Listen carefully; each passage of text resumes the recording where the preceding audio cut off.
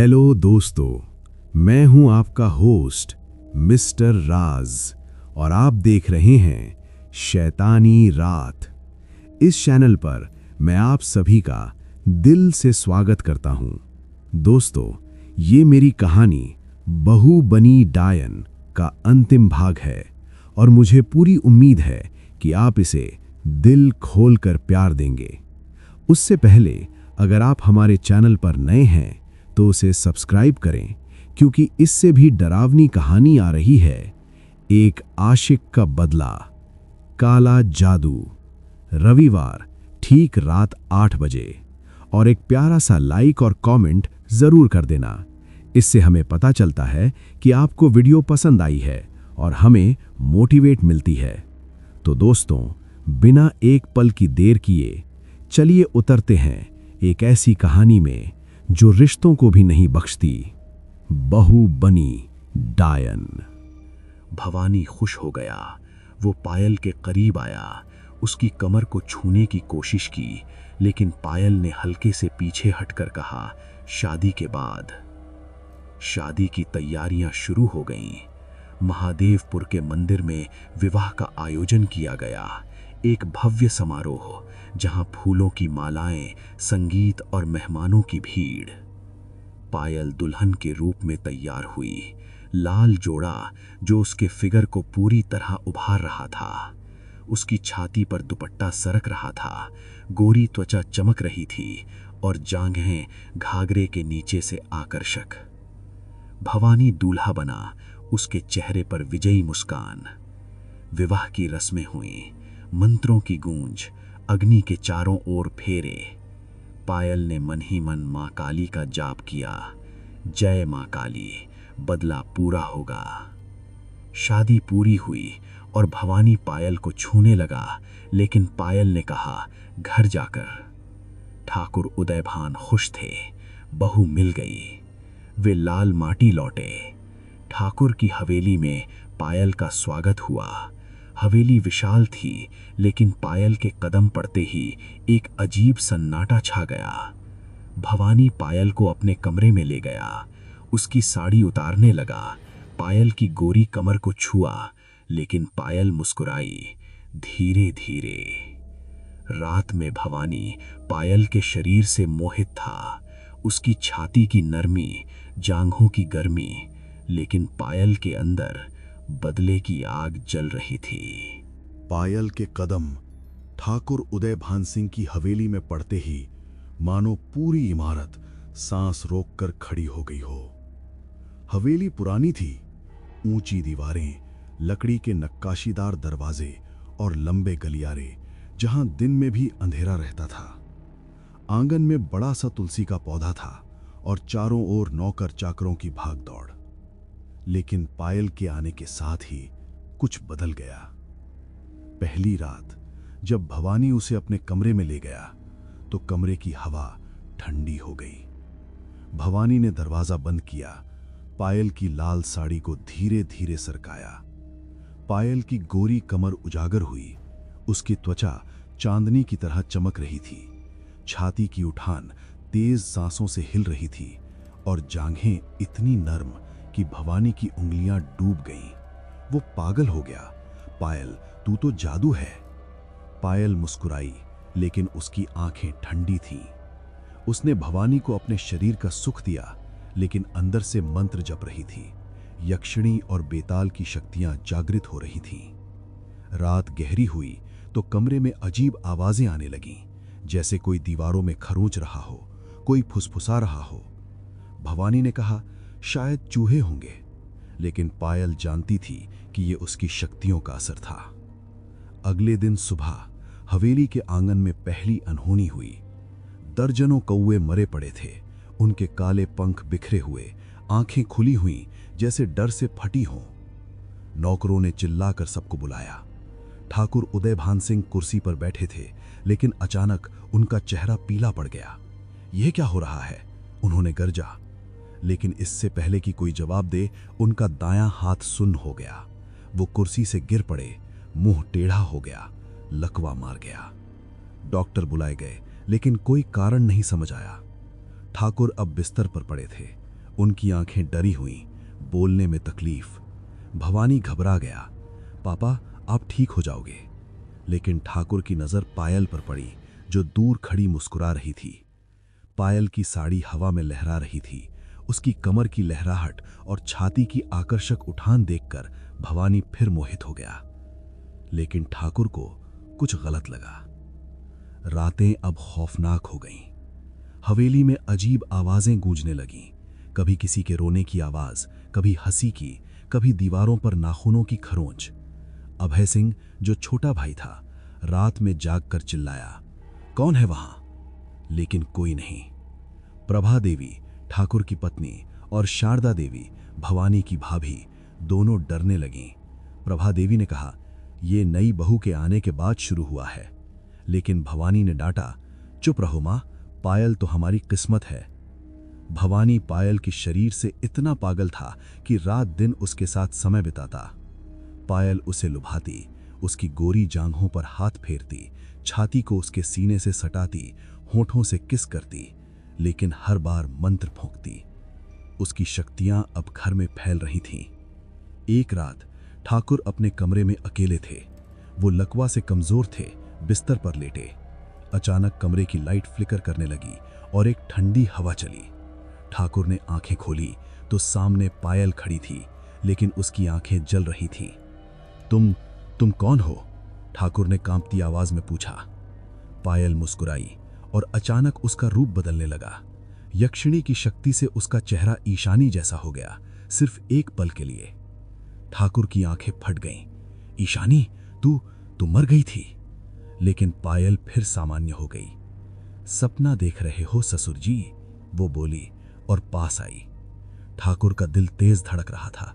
वो चिल्लाना चाहते थे, लेकिन आवाज नहीं निकली। पायल ने उसके सामने बैठकर अपना असली रूप दिखाया। उसकी आंखें काली हो गईं, बाल उड़ने लगे। ठाकुर अंदर से टूट गया। उसकी सांसें रुकने लगीं। तभी कमरे में एक काली छाया प्रकट हुई, एक पिशाच, जो पायल के बेताल की शक्ति से बुलाया गया था। पिशाच का रूप भयानक था। लंबी उंगलियां, दांत नुकीले, आंखें लाल। वो ठाकुर के ऊपर बैठ गया और पायल के इशारे पर उसकी गर्दन पर मुंह लगाया। ठाकुर की चीख दबी रह गई। वो महसूस कर रहा था कि उसका खून चूसा जा रहा है, धीरे धीरे, दर्द से भरा। उसकी त्वचा ठंडी पड़ने लगी, चेहरा पीला। पिशाच खून पीता रहा और पायल चुपचाप देखती रही। ये शुरुआत है ठाकुर साहब, याद है वो रात? अब बारी आपकी। ठाकुर की आंखें डर से भरी थी। वो मदद मांगना चाहता था, लेकिन पिशाच ने उसे दबा रखा था। सुबह तक पिशाच गायब हो गया और ठाकुर बेहोश पड़े थे। उनका शरीर कमजोर, जैसे खून कम हो गया हो। डॉक्टर आए, लेकिन कुछ समझ नहीं आए। घर में डर फैल गया। नौकर भागने लगे, कहते हवेली में भूत है। प्रभा देवी और शारदा देवी मंदिर जाने लगी, लेकिन कुछ फायदा नहीं। अभय सिंह को रात में सपने आने लगे, ईशानी का नग्न शरीर, लेकिन आंखें जलती हुईं। भवानी अभी भी अंधा था पायल की सुंदरता में। वो दिन में उसके साथ समय बिताता, उसकी कमर को पकड़ता, छाती को चूमता, लेकिन रात में अकेला डरता। पायल का बदला शुरू हो चुका था। ठाकुर की कमजोरी उजागर हो रही थी। वो अब बोल भी नहीं पाते थे, सिर्फ आंखों से डर जताते। एक रात ठाकुर ने भवानी को इशारा किया, वो ईशानी है, लेकिन भवानी ने नहीं समझा। पायल जानती थी कि मौतों का सिलसिला अब तेज होगा। अगली घटना अभय सिंह के साथ होने वाली थी। हवेली में अंधेरा अब इतना गहरा हो चुका था कि दिन में भी कमरों में छायाएं लंबी पड़ती, जैसे कोई अदृश्य हाथ फैल रहा हो। कौओं की मौत और ठाकुर उदयभान सिंह का लकवा घर वालों को हिला चुका था, लेकिन ये सिर्फ शुरुआत थी। अभय सिंह, ठाकुर का छोटा बेटा, अभी भी घमंडी और बेखौफ था। वो हवेली में घूमता, नौकरों को डांटता और पायल को देखकर मुस्कुराता। उसकी आंखों में वासना थी। पायल की सुंदरता उसे भी मोहित कर रही थी। वो सोचता कि भाई की पत्नी है, लेकिन कभी कभी उसकी गोरी कमर और छाती की उठान देखकर मन डोल जाता। लेकिन पायल उसके लिए कुछ और ही प्लान कर चुकी थी। रातें अब और खौफनाक हो गईं। एक शाम अभय शहर से लौट रहा था। उसकी जीप धूल उड़ाती सड़क पर दौड़ रही थी।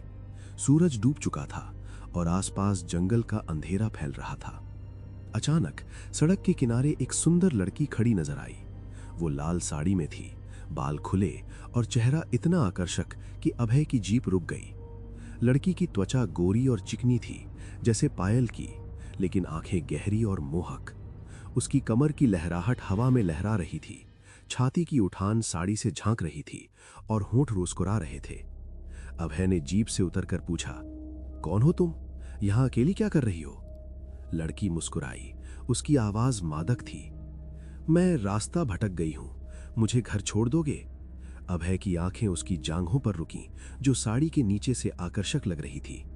वो हंसते हुए बोला, चलो बैठो, मैं तुम्हें ले चलता हूं। लड़की जीप में बैठ गई। उसकी शरीर की गर्मी अभय को महसूस हुई। वो ड्राइव करने लगा, लेकिन लड़की की आंखें उस पर टिकी रहीं। तुम्हारी आंखें कितनी सुंदर हैं, अभय ने कहा। उसकी उंगलियां लड़की की जांघ पर सड़कने लगीं। लेकिन अचानक लड़की का चेहरा बदलने लगा, बेताल की शक्ति से जो पायल ने शमशान में बुलाया था। उसकी आंखें लाल हो गईं, त्वचा सड़ने लगी और मुंह से खून टपकने लगा। अभय चिल्लाया, ये क्या? लड़की अब बेताल का असली रूप थी, दांत नुकीले, उंगलियां लंबी और चेहरा विकृत। तू क्या है? अभय की सांसें तेज हो गईं, जीभ डगमगा गई। बेताल हंसा, उसकी आवाज गूंजी, मैं तेरी मौत हूं अभय। याद है वो रात, ईशानी की चीखें? अभय का चेहरा पीला पड़ गया। वो ब्रेक लगाने लगा, लेकिन बेताल उसके कंधे पर हाथ रखकर बोला, अब भाग नहीं सकता। अभय डर से कांप रहा था। उसकी आंखें फटी हुई, दिल की धड़कन रुकने लगी। बेताल गायब हो गया, लेकिन अभय की रूह हिल गई। वो हवेली पहुंचा, लेकिन चेहरा सफेद, जैसे कोई भूत देख लिया हो। भवानी ने पूछा, क्या हुआ? अभय ने कांपती आवाज में कहा, एक लड़की, वो ईशानी जैसी, लेकिन राक्षस। घर वाले हंस पड़े। शराब ज्यादा पी ली होगी। लेकिन अभय रात भर जागता रहा, डर से। अगली सुबह हवेली में चीखें गूंजी। नौकरों ने आंगन में देखा, एक पुराने बरगद के पेड़ पर अभय की लाश लटक रही थी, उल्टी। उसका सर कटा हुआ था, शरीर से खून टपक रहा था और सर नीचे जमीन पर गिरा हुआ। आंखें खुली हुई और उनमें खून जमा हुआ, जैसे डर से जम गया हो। लाश की टांगें हवा में लहरा रही थीं, छाती फटी हुई, जैसे किसी ने नाखूनों से चीर दिया हो। ठाकुर बिस्तर पर लेटे देख रहे थे, लेकिन बोल नहीं पाए। उनकी आंखों में आंसू थे। भवानी चिल्लाई, मेरा बेटा।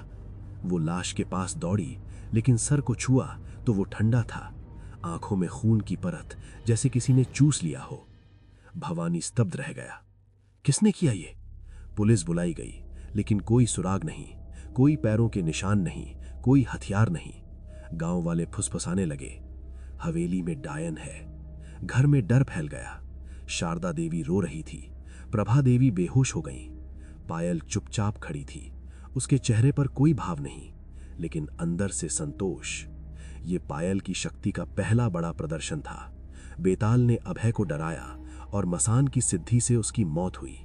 पायल ने रात में शमशान में विधि की थी, प्रेतों को बुलाया, अभय को मारो, सर काट कर लटकाओ। प्रेतों ने वैसा ही किया।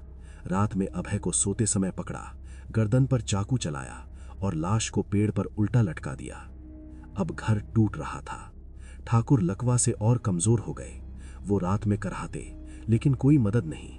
भवानी अब पायल से डरने लगा। प्रभा देवी ने कहा, यह सब नई बहू के आने से हुआ, वो डायन है। लेकिन भवानी ने डांटा, चुप रहो। गांव वाले हवेली से दूर रहने लगे, कहते वहां मौत घूम रही है। पायल का बदला अब चरम पर था। उसकी शक्तियां घर को निगल रही थीं। अमावस्या की रात फिर आ गई थी और हवेली में सन्नाटा इतना गहरा था कि सांस की आवाज भी सुनाई दे रही थी। अभय सिंह की भयानक मौत ने पूरे घर को हिला दिया था। उसकी सरकटी लाश अभी भी सबके दिमाग में घूम रही थी, आंखों में जमा खून और उल्टा लटकता शरीर। ठाकुर उदयभान सिंह बिस्तर पर पड़े कराह रहे थे। लकवा ने उन्हें पूरी तरह तोड़ दिया था। भवानी दिन रात डरा हुआ था, लेकिन पायल की सुंदरता उसे बांधे रखती थी। प्रभा देवी, ठाकुर की पत्नी, अब सबसे ज्यादा सतर्क थीं। वो एक मजबूत महिला थीं। उम्र करीब 50, लेकिन चेहरे पर हमेशा चिंता की लकीरें। अभय की मौत के बाद वो रात भर जागती, मंदिर में पूजा करती और पायल को घूरती। ये सब इसके आने के बाद शुरू हुआ। वो मन ही मन सोचती। पायल जानती थी कि अमावस्या की रात उसकी शक्ति को मजबूत करने का समय है। उसने शाम को सबको चाय में जड़ी मिलाकर सुला दिया, ठाकुर को दवा के बहाने, भवानी को प्यार से और प्रभादेही को भी। सब सो गए। हवेली में सिर्फ दियों की मध्यम रोशनी थी। पायल चुपके से बाहर निकली, एक काले कपड़े में लिपटी, हाथ में एक छोटा सा थैला जिसमें काला कौवा था, जंगल से पकड़ा हुआ, अभी जीवित, पंख फड़फड़ा रहा था। शमशान की ओर जाते समय पायल की चाल में एक रहस्य था। उसकी साड़ी हवा में लहरा रही थी, गोरी कमर और छाती की उठान छिपी हुई लेकिन आकर्षक। शमशान पहुंचकर उसने पुरानी जगह चुनी। वहां भस्म से यक्षिणी यंत्र पहले से बना हुआ था। अमावस्या का अंधेरा इतना घना था कि हाथ को हाथ नहीं सूझ रहा था, सिर्फ दूर से कौवों की कांव कांव। पायल ने नग्न होकर यंत्र पर बैठ गई। उसकी गोरी त्वचा पर भस्म और खून का पुराना लेप अभी भी था, जो उसके शरीर की कामुक रेखाओं को और भयानक बना रहा था। जांघें चमक रही थीं, कमर की लहराहट में शक्ति और छाती पर भस्म के निशान जैसे कोई जादुई तावीज। उसने काले कौवे को बाहर निकाला। उसकी आंखें पीली और डरी हुईं। मंत्र जप शुरू किया। ओम यक्षिणी देव्यय स्वाहा, हुम फट। कौवा चीखा, लेकिन पायल ने चाकू से उसका गला रेत दिया। खून की गर्म धारा यंत्र पर गिरी और फिर अपने नग्न शरीर पर छिड़की। लेप लगाया, भस्म और कौवे के खून को मिलाकर पूरे शरीर पर मला। उसकी छाती पर, कमर पर, जांघों पर, सब जगह खून और भस्म का मिश्रण चिपक गया, जो सूखते ही काला और चमकदार हो गया। पायल की आंखें बंद थीं, लेकिन वो महसूस कर रही थी। यक्षिणी की ऊर्जा उसके अंदर प्रवेश कर रही थी। रूप बदलने की शक्ति और मजबूत हो रही थी। शमशान में हवा चली, प्रेतों की फुसफुसाहट सुनाई दी और एक मादक सुगंध फैल गई। पायल का शरीर गर्म हो गया, उसकी त्वचा में कंपन, जैसे कोई नई शक्ति जाग रही हो। साधना पूरी हुई तो वो उठी। शरीर पर लेप सूख चुका था, जो उसे और रहस्यमयी बना रहा था। अब उसकी शक्ति पीक पर थी। वो किसी भी रूप में बदल सकती थी, प्रेतों को और आसानी से नियंत्रित कर सकती थी। सुबह हवेली लौटी तो सब जाग चुके थे। पायल ने साड़ी बदल ली, लेकिन उसके शरीर से एक अजीब महक आ रही थी, खून और भस्म की। प्रभा देवी ने नोटिस किया। वो पहले से ही पायल पर शक कर रही थी। अभय की मौत के बाद वो चुपके से पायल के कमरे में झांकती, उसके सामान देखती। ये लड़की साधारण नहीं, प्रभा देवी ने मन में सोचा। आज सुबह वो पायल के पास आई। बहू, रात तुम कहाँ गई थी? मैंने दरवाजा खुलने की आवाज सुनी। पायल मुस्कुराई, उसकी आंखें ठंडी। मैं सो रही थी माँ जी, शायद सपना देखा होगा। लेकिन प्रभा देवी को यकीन नहीं हुआ। वो भवानी के पास गई। बेटा सुनो, ये पायल डायन है। अभय की मौत, तेरे पापा का लकवा, सब इसके आने के बाद रात वो बाहर गई थी और उससे अजीब स्मेल आ रही है। भवानी सुन रहा था, लेकिन उसकी आंखें पायल पर टिकी थीं। वो अभी कमरे में आई थी, साड़ी में लिपटी, छाती की उठान और कमर की लहराहट देखकर भवानी पागल हो रहा था। माँ, तुम पागल हो गई हो। पायल मेरी बीवी है, सबसे सुंदर और अच्छी, वो कैसे डायन हो सकती है? भवानी ने पायल को बुलाया, उसे गले लगाया, उसकी कमर पर हाथ फेरा, छाती को छुआ। पायल ने भी उसे लुभाया, होठों से किस किया, शरीर सटाया। भवानी बस उसी में खोया रहता, प्रभा देवी की बात अनसुनी कर देता। लेकिन प्रभा देवी की जिद बढ़ती गई। वो रात दिन पायल पर नजर रखने लगी, उसके कमरे में झांकती, उसके कपड़ों को सूंघती। मैं साबित करूंगी कि ये डायन है, वो सोचती। घर में तनाव बढ़ गया। शारदा देवी भी प्रभा देवी के साथ हो गई। ठाकुर बिस्तर पर पड़े सब देख रहे थे, लेकिन बोल नहीं पाते। पायल चुपचाप सब संभाल रही थी। भवानी को अपने शरीर से बांधे रखती, लेकिन अंदर से बदला ले रही। प्रभा देवी का संदेह अब चरम पर था। वो गांव के ओझा हरिहर को बुलाने का प्लान बना रही थी। उसे बुलाऊंगी, वो बताएगा कि ये काली शक्ति है या नहीं। भवानी को पता चला तो वो नाराज हुआ, लेकिन प्रभा देवी की जिद के आगे झुक गया। अगले दिन भवानी और प्रभा देवी ओझा हरिहर से मिलने गए। ओझा एक पुराना तांत्रिक था। भवानी और प्रभा देवी ओझा हरिहर के पास पहुंचे तो गांव का वो कोना मानो समय में ठहरा हुआ लग रहा था। हरिहर की कुटिया गांव के किनारे पर थी, एक पुराने पीपल के पेड़ के नीचे, जहां दिन में भी छाया इतनी गहरी कि सूरज की किरणें मुश्किल से घुसतीं। कुटिया मिट्टी की थी, दीवारों पर भस्म से बने यंत्र उकेरे हुए और अंदर की हवा में अगरबत्ती और जड़ी बूटियों की तीखी महक। हरिहर एक उम्र दराज आदमी थे, जटाएं सिर पर बंधी हुई, चेहरे पर लंबी दाढ़ी और आंखें इतनी तेज कि मानो लोगों के मन को पढ़ लें। वो एक चटाई पर बैठे थे, गले में रुद्राक्ष की माला और हाथ में एक छोटा सा त्रिशूल। प्रभा देवी ने हाथ जोड़कर कहा, बाबा, हमारी हवेली में कोई काली शक्ति है। मेरा छोटा बेटा मर गया, सर कटकर लटक गया, और मेरी बहू पायल, मुझे लगता है वो डायन है। भवानी चुप खड़ा था, लेकिन उसकी आंखें बेचैन थीं। वो पायल की याद में खोया था, लेकिन मां की जिद के आगे आया था। हरिहर ने आंखें बंद की, कुछ मंत्र जपे और बोले, बताओ सब, कब से शुरू हुआ? प्रभा देवी ने पूरी कहानी सुनाई। पायल का स्वयंवर, शादी, कौओं की मौत, ठाकुर का लकवा, अभय की भयानक मौत। हरिहर ने सिर हिलाया। मैं आऊंगा हवेली, लेकिन याद रखो, अगर काली शक्ति है तो वो आसान नहीं होगी। अगले दिन हरिहर हवेली पहुंचे। हवेली अब पहले से ज्यादा उदास लग रही थी। आंगन सूना, नौकर कम हो गए थे और दीवारों पर छायाएं लंबी पड़ रही थीं। ठाकुर बिस्तर पर लेटे थे। उनकी आंखें हरिहर को देखकर उम्मीद से चमकीं। पायल कमरे में थी, साड़ी में लिपटी, उसकी गोरी कमर नजर आ रही थी। छाती की उठान हल्की सांसों से हिल रही थी। हरिहर ने हवेली में घूमकर देखा, भस्म छिड़की, मंत्र जपे, आंगन में बैठकर यंत्र बनाया और ध्यान लगाया। अचानक उसका चेहरा पीला पड़ गया। हां, यहां काली शक्ति है, बहुत मजबूत, मां काली की रौद्र ऊर्जा, लेकिन बदले की। ये कोई साधारण डायन नहीं, तांत्रिक है।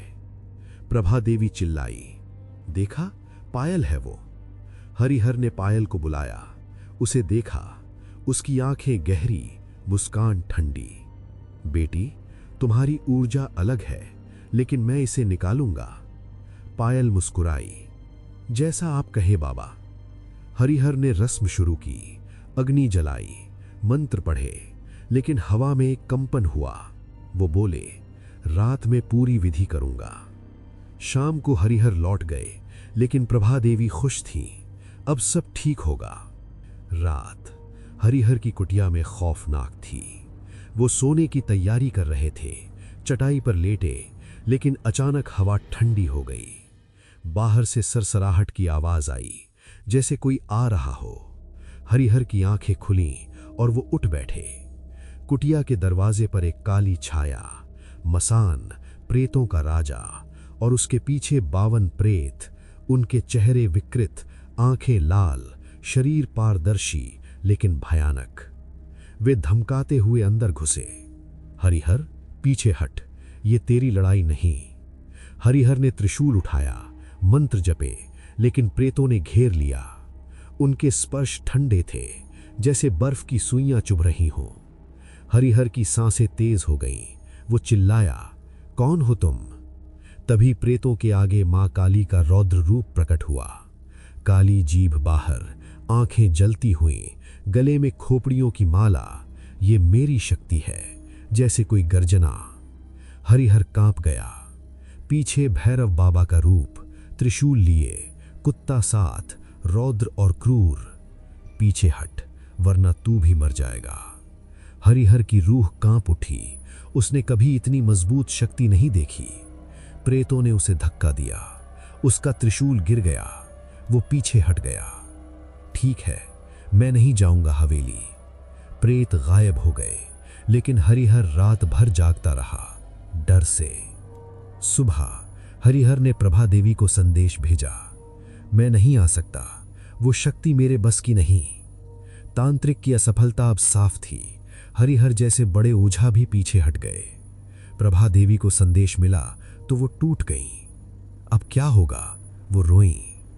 लेकिन उस रात से प्रभा देवी की तबीयत बिगड़ने लगी। पहले उसके बाल झड़ने लगे। सुबह उठी तो तकिए पर मुट्ठी भर बाल। वो आईने में देखी, चेहरा पीला, बाल पतले। ये क्या, वो चिल्लाईं। भवानी ने कहा, डॉक्टर बुलाते हैं। लेकिन अगले दिन और बुरा, खून की उल्टी आई। वो सुबह नाश्ता कर रही थीं। अचानक मुंह से लाल खून उगला, जैसे कोई नलका खुल गया हो। प्रभा देवी चिल्लाईं, आह!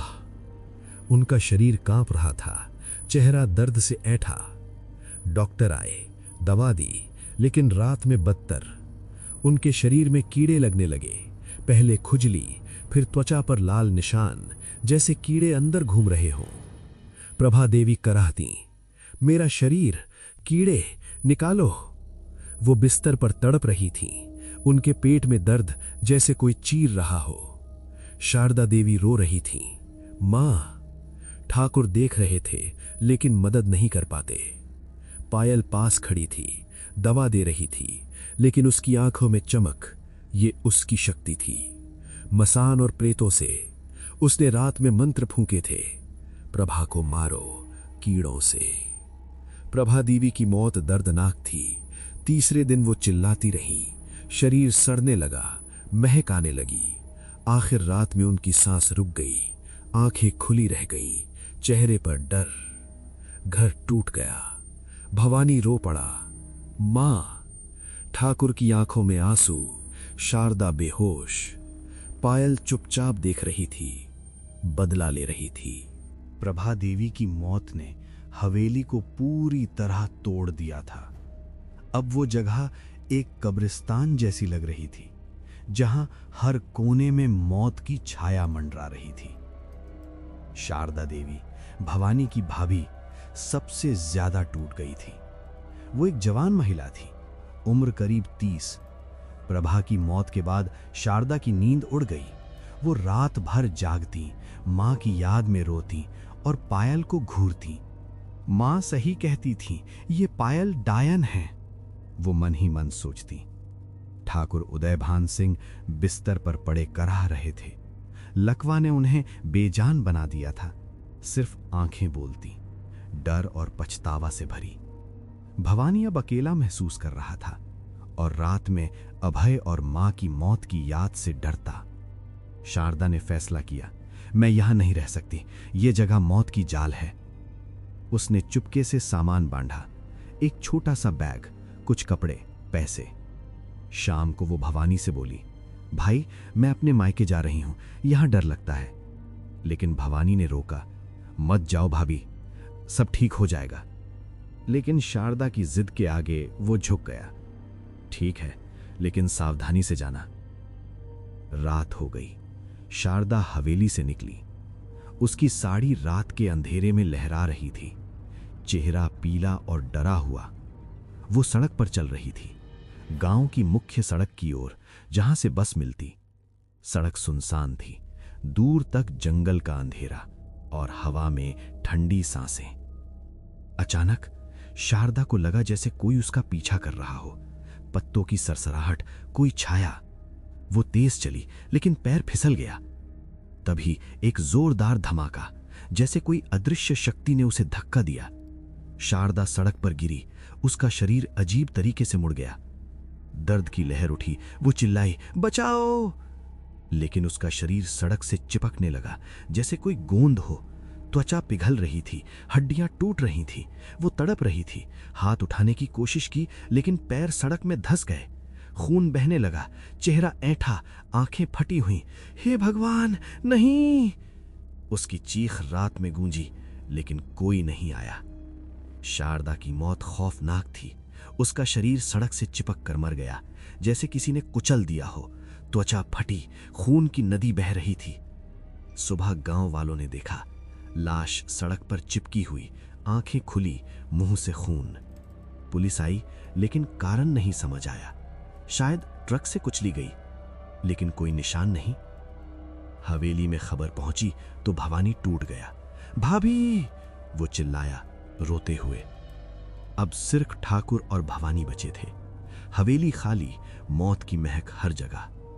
ठाकुर की आंखें आंसुओं से भरी। वो इशारा कर रहे थे, लेकिन भवानी समझ नहीं पा रहा था। भवानी को अब पायल पर शक होने लगा। प्रभा देवी की बात याद आई। ये डायन है। वो पायल को देखता, लेकिन अब डर मिश्रित था। पायल, तुम्हें कुछ पता है? उसने पूछा। पायल मुस्कुराई। क्या बात कर रहे हो, मैं तो तुम्हारी हूं। लेकिन भवानी का शक पीक पर था। वो रात में जागता, पायल को सोते देखता और सोचता, क्या मां सही थी? अमावस्या नजदीक थी और भवानी ने फैसला किया कि पायल का पीछा करेगा। उस रात अमावस्या पर पायल फिर शमशान जाने की तैयारी कर रही थी, रूपांतरण के लिए। भवानी ने देखा, वो चुपके से उसके पीछे लगा। लेकिन पायल को पता था, वो चाहती थी कि भवानी उसका असली चेहरा देखे। शमशान की ओर जाते समय पायल मुस्कुराई और मन में बोल रही थी, आओ भवानी, अब समय आ गया। अमावस्या की रात फिर से लौट आई थी और लाल माटी गांव का अंधेरा इतना गहरा था कि मानो आसमान ने अपनी सारी कालिमा धरती पर उंडेलती हो। हवेली अब एक भूतिया खंडहर लग रही थी। दीवारें दरक रही थीं, आंगन में पत्तियां बिखरी हुई और हर कमरे में मौत की महक फैली हुई।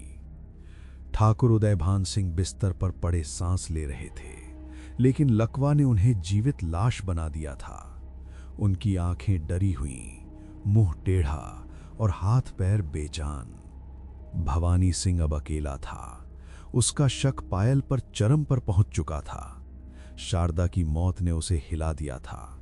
उसकी भाभी का शरीर सड़क पर चिपका हुआ, खून की नदी बहती हुई, आंखें फटी हुई जैसे कोई राक्षस ने कुचल दिया हो। भवानी रात दिन सोचता, मां सही कहती थी, पायल वो इंसान नहीं। आज अमावस्या थी और भवानी ने फैसला किया कि पायल का पीछा करेगा, उसे पकड़ेगा सच्चाई जानकर। पायल को पता था कि भवानी उसका पीछा करेगा। वो चाहती थी कि वो उसका असली चेहरा देखे ताकि बदला पूरा हो। शाम को पायल ने घर वालों को सुलाया, ठाकुर को दवा में जड़ी मिलाकर और भवानी को प्यार से चाय पिलाकर। आराम करो जी, वो बोली। उसकी आंखें मोहक लेकिन अंदर क्रूर। भवानी सोने का नाटक किया, लेकिन जैसे ही पायल बाहर निकली, वो उसके पीछे लग गया। पायल शमशान की ओर जा रही थी, एक काले कपड़े में लिपटी, हाथ में थैला जिसमें काला कौवा था। भवानी छिपते छिपाते पीछे चला। उसका दिल तेज धड़क रहा था, पिस्तौल कमर में खोसी हुई। शमशान पहुंचकर पायल ने पुरानी जगह चुनी, भस्म से बना यक्षिणी यंत्र। अमावस्या का अंधेरा इतना घना कि सिर्फ सांसों की आवाज। पायल ने नग्न होकर यंत्र पर बैठ गई। उसकी गोरी त्वचा चांदनी की तरह चमक रही थी, जांघें नर्म और आकर्षक, कमर की लहराहट में शक्ति, छाती की उठान तेज सांसों से हिल रही।